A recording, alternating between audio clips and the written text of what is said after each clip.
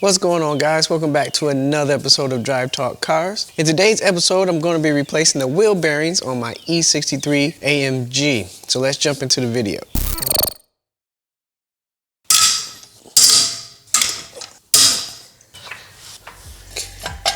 Alright, so you may be wondering, how do I know that my wheel bearing is actually broken?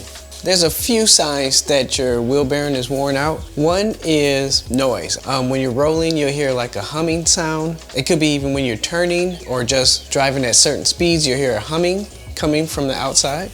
Another way to check is by pushing and pulling on the top and bottom of the wheel. So if you have any play in it, then there's something going on with your bearings.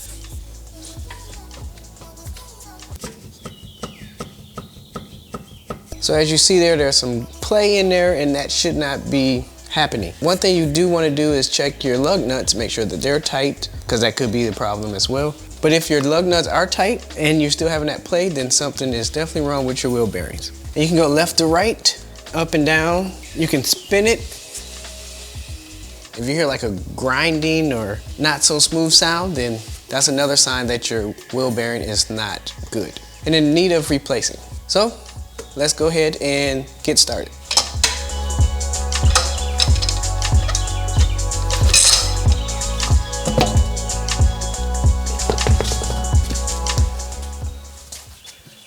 All right, so with the wheel off, we now have access to the rotor as well as the caliper. The caliper is going to have to come off in order for us to get the rotor off. And once we get the rotor off, then we have access to the wheel hub and then the bearings. So next, we're going to be taking off the caliper.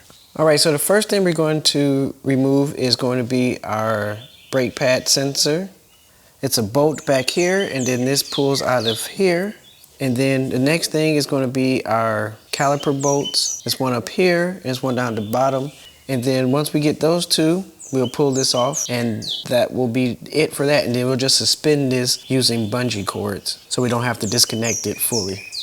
All right, to remove the brake sensor, you just pull it out. Like so. Using a 5/16 socket, you're going to remove the bolt on the back here of the sensor.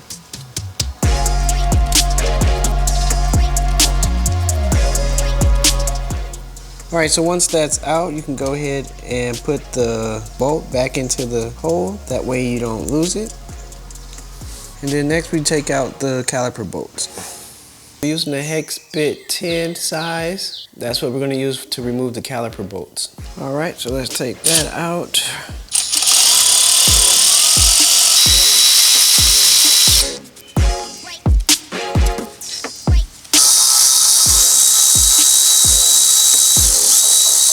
So if the bolt gets tight and hard to come out, you can lift up on the caliper and that'll loosen up the bolt so you can get it out. So at this point, the caliper is free from the rotor and you can pull it off. Once you get the caliper off of the rotor, you want to suspend it using some bungee cords.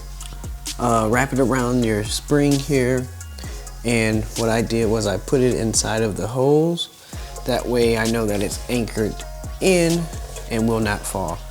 All right, so once you get your caliper off and have it suspended out the way, you're going to remove the rotor. And in order to remove the rotor, you're going to have to remove the bolt that's holding it on.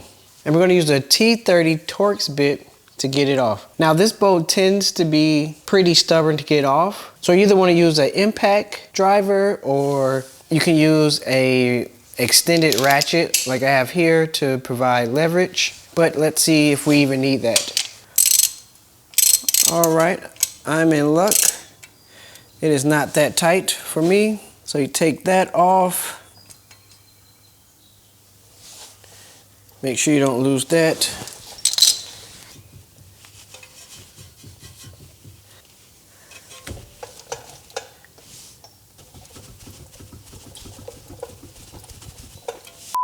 All right, so the rotor is having a tough time coming off. I've used a hammer just on the head of the rotor, not on the actual surface of the rotor. You don't want to do that because that will cause it to be dented potentially or chipped, and that's just not a surface you want to mess with. But On here it's safe to hit, but like I said, the hammer did not work, so now we're gonna go to my air hammer and using some water. I know the water seems counterproductive, but I remember seeing it on another video and it worked. So let's see if this works for me. So on my air hammer, I'm just using a hammer bit here, flat hammer bit, and just some water. So I'm gonna squirt it down here. Let's see if it works. Pushing on here, applying some pressure.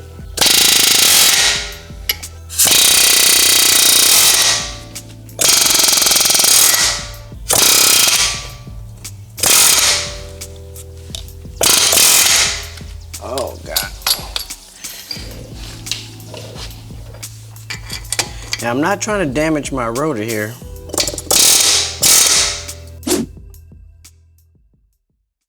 The air gun was able to get it off. I also used a little bit of PB Blaster. You want to be mindful to clean off your rotor after using something like this. You don't want anything on the surface of the rotor. You want everything to be happening on the head. After hitting it with this, it broke free. So now we can take that off and we have the wheel hub assembly exposed there.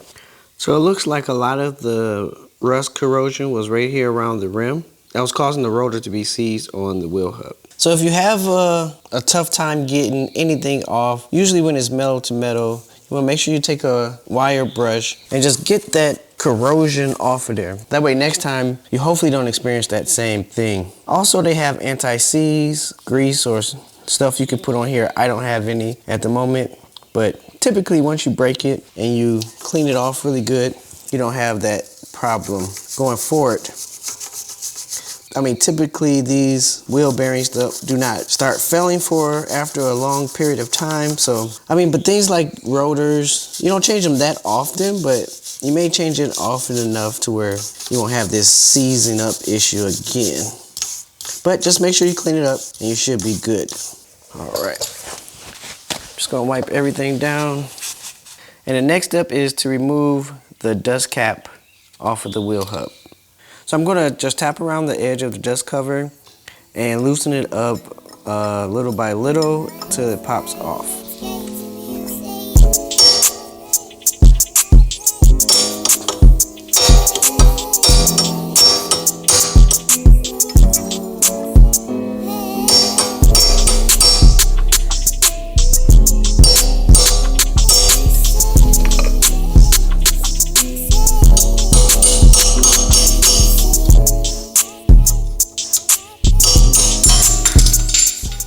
All right, dust cover is off. So as you can see here, we have exposed the locking bolt as well as the locking nut there. Using a T5 bit, we are going to remove the locking bolt off the locking nut here.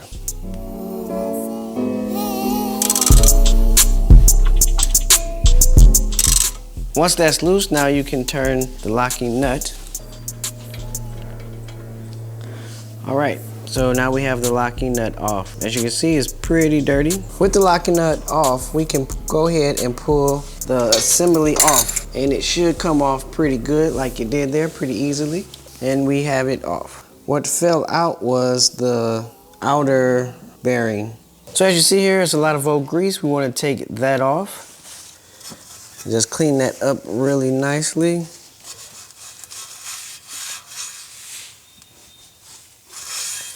All right, that's looking good there.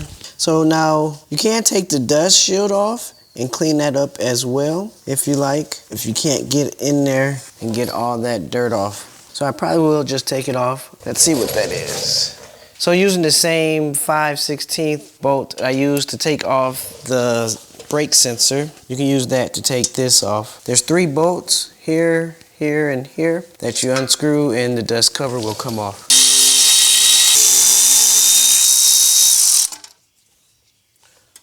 All right, there you go. Now your dust cover comes off. You can make sure you get all the dirt from around the back, as well as getting the dirt in the inside of the dust cover or dust shield. So I'm just using a degreaser, cleaning out this inside here. Don't have to worry about the outside here unless you just want to be extra thorough, but it's going to get dirty pretty fast anyway, so I'm just worried about the inside here. And then after that, we'll be done with this.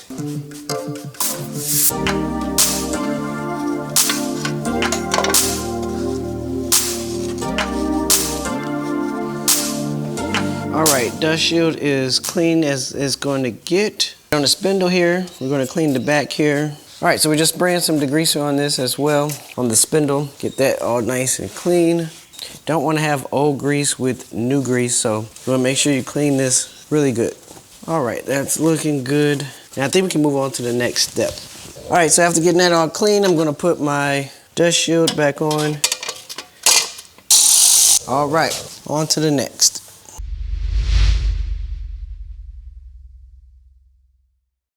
So what we have here is the wheel hub assembly. I'm going to reuse mine, so I'm going to clean it up, and I'm going to have to remove the old race for the outer bearing as well as the inner bearing and the seal here. This is the outer bearing. It came out when we took the wheel hub assembly off. So this will be replaced, the race, both race and the outer bearing and the seal. So let's get started on that. First thing we're going to do is clean it up. Now you can really see the race better right there. All right, so now that we've cleaned this up a little bit, first thing we're gonna do is try to get this outer race out. I'm gonna use my bearing race and seal driver set. On the opposite side, you turn it over. Make sure you have a piece of wood, and then you're gonna place this inside all the way down until you're on the outer bearing like this. So as you can see there, that outer bearing is hitting on this lip, and it should be able to be hammered out. So with that on there, we're just gonna hit it square on the back, and we should be able to press it out. Well, I guess we're not really pressing out, but we're driving it out.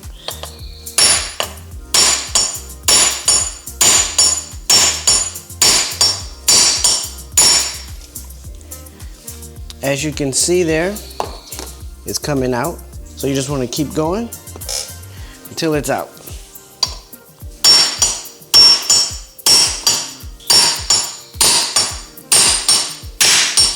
Now that it's flush, you want to turn it over like this. That way you have all this space for it to fall out and go all the way through. Oh, didn't even have to hit it. It's all the way out. And there it is, it's out. And here is the race, the old one. We're gonna replace the race as well as the bearing from our kit. Next, we're gonna remove the seal here as well as the inner bearing and the race for that as well. There's a lot of grease in the inside here, so we wanna make sure that we get that out. You probably won't be able to get much out until you get all this stuff off, but nevertheless, you wanna get as much out as you can. As you can see, there's quite a bit in there. So now that we have the outer race out and bearing, we want to take out the inner bearing as well as its race. But first you have to remove the seal here that holds it in. So taking a big screwdriver or pry bar, whatever you have, you want to pry it off, just go around. I push down on the other side and just work my way around.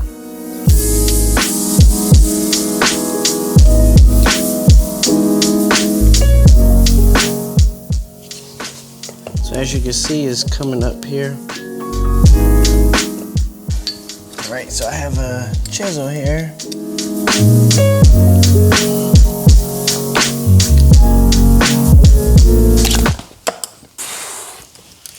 All right, got it off. I did hurt my hand on that one.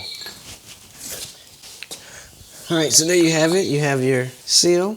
That's off. Now we have the seal off, we can take out the bearing. This is the inner bearing. Then we have all this grease that we need to remove before we can remove the inner race. And then we can do a final clean, and then we will put the new stuff in there.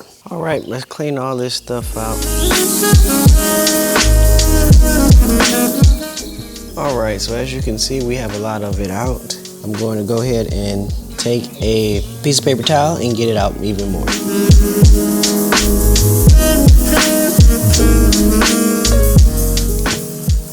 All right, so now we can move the inner race out. We're probably gonna have to do that from the top here. So we're gonna go in from the top, and there's a little lip here, and we're gonna Just go back and forth between the sides and get that out. I'm going to use a wood chisel and get it right there on the lip and just hammer out. I don't want to hit the inside of the wheel hub, so just going to be careful with that and not hit that. So let's take it over here to my wood. Alright, so using a wood chisel, you can use a different size. I'm going to try this here, right on the lip of this inner race, and work my way back and forth and get it down and out.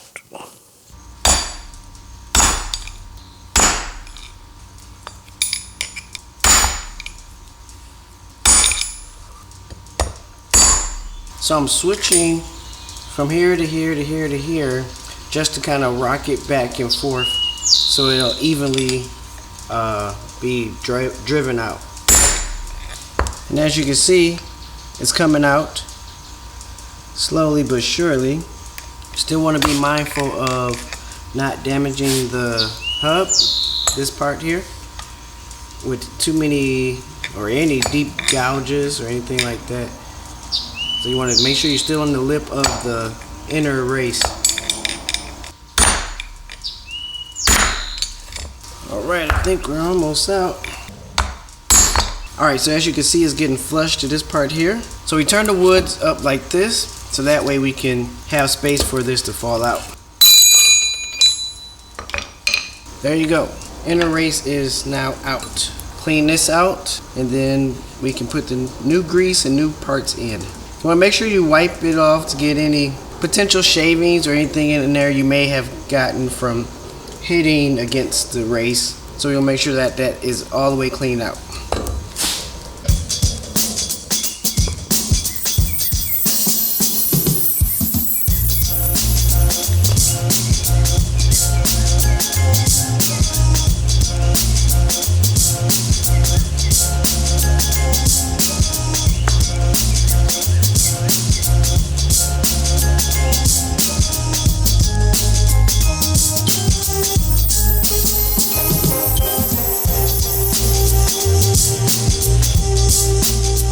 Alright, so now that we have it all cleaned out, we're going to go ahead and replace the race with the new ones, inner or outer and inner. Then we're going to pack the bearings with new grease, as well as the wheel hub assembly with grease, and then we will go back to the car. Alright, so we have the new cap and locking nut and bolt, the outer bearing, inner bearing. We have the seal, grease of course, and that is all. Now there is an alternative. You could, instead of doing the bearings by itself, you could get just this whole assembly and it's already packed with grease. It's always got the new bearings on it and seal, and you just literally take the old one off, put the new one on. But that is more costly.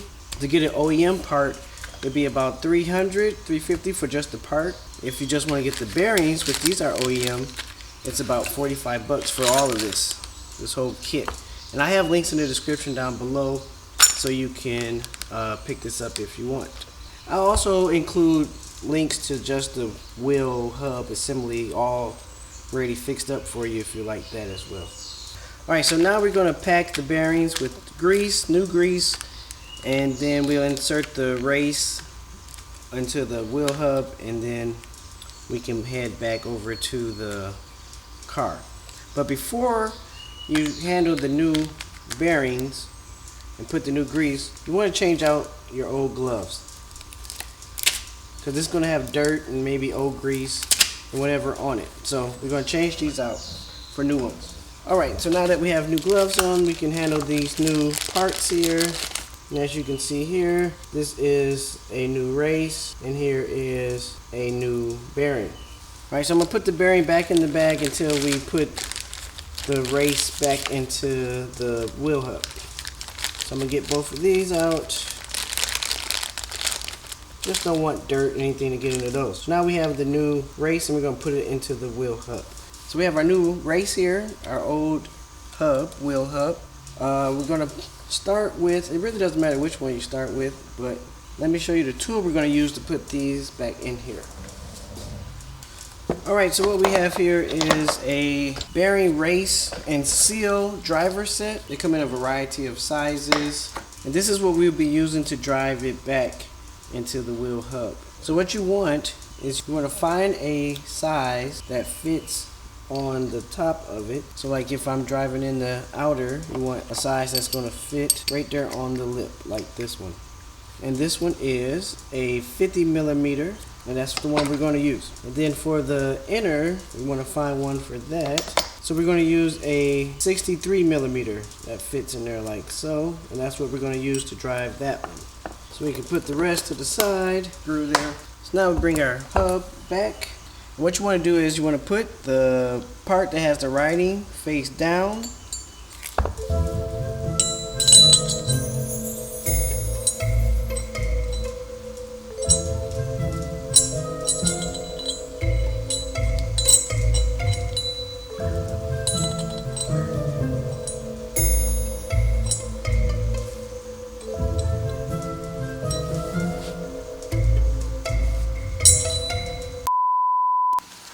Well, we have a problem. So apparently the kit that I purchased that said that it would fit my car does not fit my car. So if you have an E63 W212, this particular kit and model number here will not fit. The wheel hub assembly on the car and the bearings and race in the kit are not the same size. So I was trying to show you guys an alternative way to repairing your bearings, and instead of changing the whole wheel hub assembly, I was just going to show you how to change the bearings and the race. So that's usually really the only thing that's wrong with the whole assembly. It's just the bearings and the race. But I can't seem to find the bearings and the race for my particular car. I don't know what it is, if it's just back order out of stock, or they really don't make them individually like that. Call a dealership, they don't sell it individually. So I had to get the whole assembly. The thing I was trying not to do, I had to do. So this is the OEM Mercedes-Benz whole wheel assembly. So the race and everything's already in there. It's already packed with grease. The seal on the back is already there. So technically all we have to do is just put it back on the car. So that's what we're gonna do. All right, so we're gonna grease up the spool. So now that we have put grease on here, as you can see, there's a lot of grease in there. We'll make sure the outer wheel bearing does not come off when you're putting it in.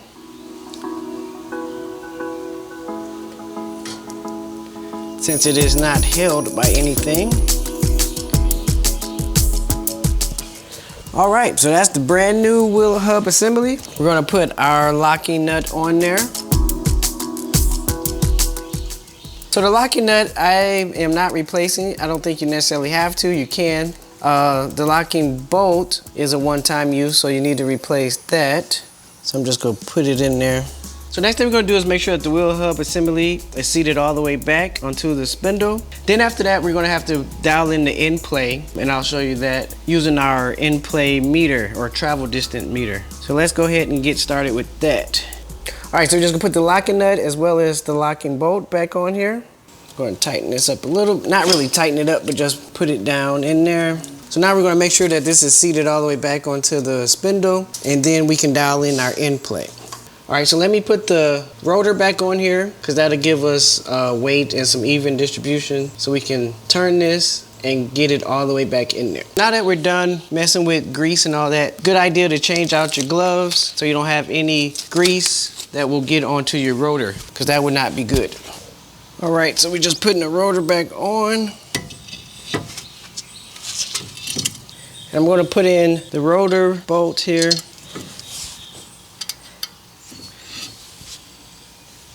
And then I'm just going to put on one lug nut on the opposite end here just to balance it out.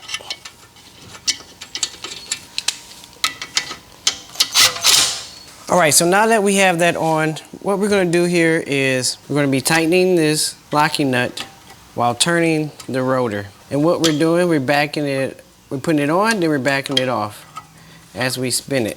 So the purpose of doing this is to make sure that the wheel hub is all the way on the spindle and pushed all the way back. And I'm not going tight, I'm just going enough to where it starts to make resistance, and then I back up off of it. All right, so once we've done that, you want to back up off of it a half a turn. Then we're going to dial in the Endplay with our travel meter tool.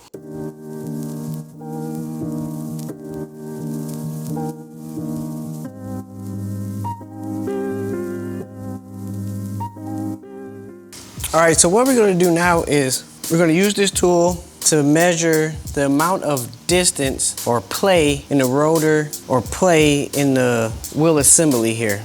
And the results that we are looking for this particular job is 0.01 of an inch play. So that's literally one ticker from one mark to the next mark.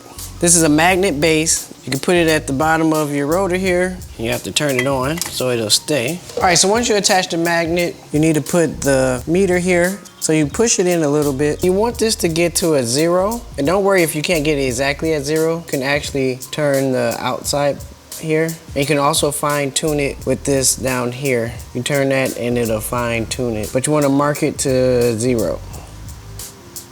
Just like that.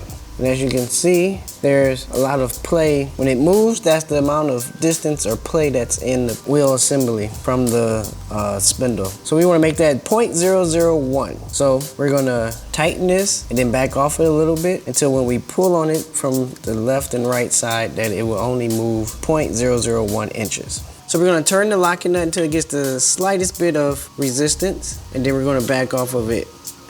Then we're going to put it back at 0. It's okay if you have to reset this more than once, back to 0. While you're doing this, we're really just measuring how much play is in the rotor. Because you don't want it too tight and you definitely don't want it too loose. So I don't know if you can see that, but it's at 0. When I pull on it, it's almost at that first notch, and that's what we wanted. That's 0.001. So acceptable is 0.001 to 0.002 of play. So now we're gonna pull it back. So let me show you an example of a lot of play. So if I back it off and I pull it, you see that? That's way too much play. So we tighten it until it touches down, then back up off of it. Let's see, let's dial it in. Pull. So I can come off just a little bit. Push it in, reset it, come off a little bit more. It's at 0. Get it back to 0. Pull. That looks about right there. So we have 0.001 inch of play. So now that you have it in place, you want to tighten it up. And be careful not to move it because it is still loose. So we're going to tighten it. And you can hold it in place with your wrench here, just so it doesn't move. And then tighten it up. All right, we can take this off now.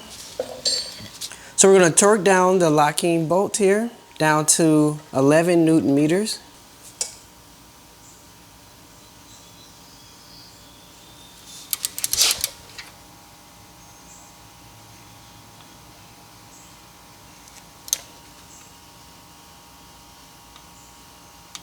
All right, so we have it down to 11 Newton meters.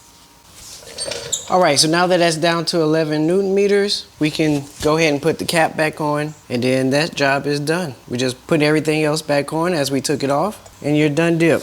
All right, we're gonna put the dust cap back on using a rubber mallet.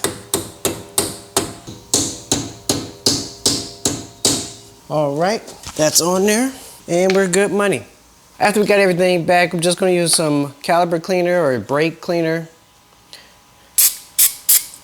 So I'm just getting the dirt off and any grease that may have gotten on the rotor since we've been handling a lot of grease. You don't want that on your rotors at all, for sure. You want to use something like a brake cleaner or a caliper cleaner because it's dry fast, it removes grease, and it doesn't leave any residue behind. All right, so looking good.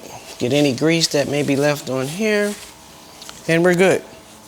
Now we're just gonna put the caliper back on, plug in all the brake sensors, and then put the wheel on, and we're good. All right, you may have to pull the pads in somewhat. Usually it's not much. Get my glove out there. Slides on there like that. Put your bolt in there so you can sort of hold your caliper.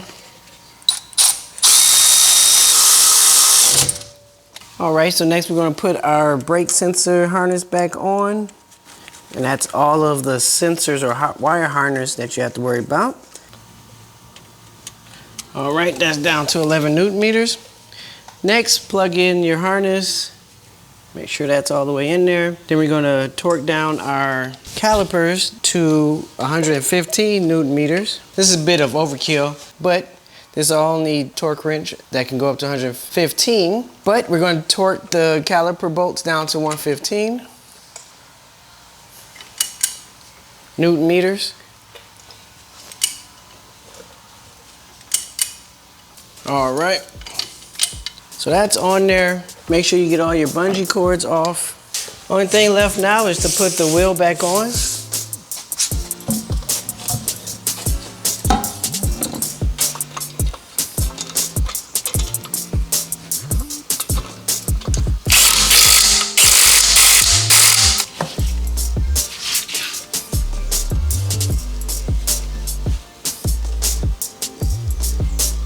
No noise. So now we're good. We just go drop it down and then that's it.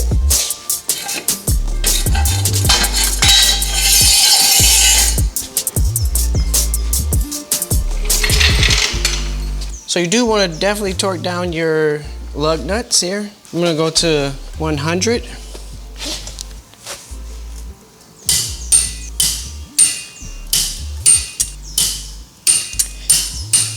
Okay, so we had a few setbacks, but there you have it. We've successfully replaced the wheel bearing.